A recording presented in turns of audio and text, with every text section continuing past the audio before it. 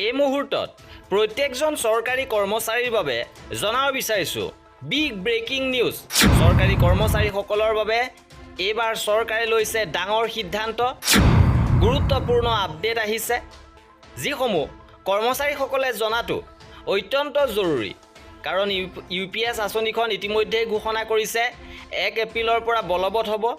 ইয়াৰ পূৰ্বে কৰ্মচাৰীসকলে বাছনি কৰিব লাগিব UPSত থাকিব নে NPSত থাকিব। লগতে অধিসূচনাসমূহ প্ৰকাশ কৰা হ'ব। কেনেধৰণে UPS এবাৰ প্ৰস্তুত কৰা হৈছে সবিশেষ আপোনালোকক জনাব বিচাৰিছোঁ। ভিডিঅ'টো প্ৰথমৰ পৰা শেষলৈকে চাই থাকিব। চৰকাৰী কৰ্মচাৰীসকলৰ বাবে পেঞ্চনৰ নতুন আঁচনি UPS 1 এপ্ৰিল 2025ৰ পৰা বলবৎ হ'ব। অৰ্থাৎ অহা 1 এপ্ৰিলৰ পৰাই UPS আঁচনিখন কাৰ্যকৰী হ'ব। আৰু ৰাজ্য চৰকাৰ কৰ্মচাৰীসকলৰ বাবেও মুখ্যমন্ত্ৰীয়ে ইতিমধ্যে জনাইছে যে অটোমেটিকেলি UPS হৈ পৰিব। আৰু ইয়াৰ পূৰ্বে এই গুৰুত্বপূৰ্ণ আপডেট আহিছে যে 15 অক্টোবৰৰ ভিতৰত আনুষ্ঠানিক অধিসূচনা প্ৰকাশ কৰিব।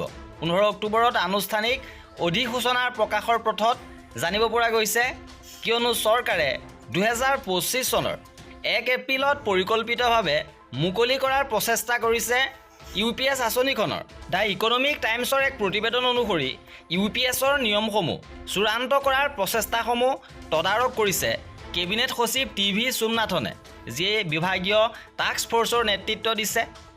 আৰু খবৰ প্ৰকাশ হৈছে যে নতুন পেঞ্চন আঁচনিলৈ নিৰৱচ্ছিন্ন পৰিৱৰ্তন নিশ্চিত কৰিবলৈ মূল মন্ত্ৰালয়সমূহৰ সৈতে নিয়মীয়াকৈ আলোচনা চলি আছে।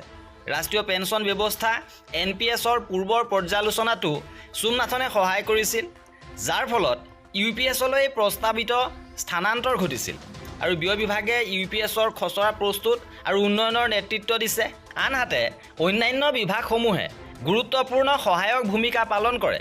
বৰ্তমানৰ কৰ্মচাৰীসকলৰ পচন্দ জোখাৰ দায়িত্ব কৰ্মী আৰু প্ৰশিক্ষণ বিভাগৰ হ'ব, যিসকলে NPSৰ সৈতে থকাৰ বা UPSলৈ যোৱাৰ পৰিকল্পনা থাকিব।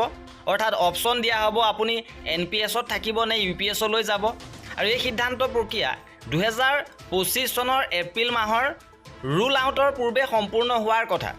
পেঞ্চন বিভাগ আৰু পেঞ্চনাৰ কল্যাণ বিভাগৰ দৰে মূল বিভাগে আঁচনিখনৰ নিৰ্দিষ্টতা চূড়ান্ত কৰি আছে। ইফালে প্ৰশাসনিক সংস্কাৰ বিভাগে সেৱাৰ নিয়ম সংশোধনৰ কাম কৰি আছে। আৰু পেঞ্চন পুঁজি নিয়ন্ত্ৰণ আৰু উন্নয়ন কৰ্তৃপক্ষই পেঞ্চন পুঁজিৰ বাবে বিনিয়োগৰ কাঠামো প্ৰস্তুত কৰি আছে। ইয়াৰ উপৰিও নেশ্যনেল ছিকিউৰিটিজ ডিপজিটৰী লিমিটেডে UPS ৰূপায়ণৰ বাবে কাৰিকৰী প্ৰয়োজনীয়তাসমূহৰ মূল্যায়ন কৰি আছে। 2025 চনৰ 1 এপ্ৰিলৰ পৰা আনুষ্ঠানিকভাৱে কাৰ্যকৰী হ'ব UPS। 2025 চনৰ 31 মাৰ্চলৈ NPSৰ অধীনত অৱসৰ লোৱাসকলৰ বাবে পেঞ্চনৰ সুবিধা আৰু বকেয়া প্ৰযোজ্য হ'ব।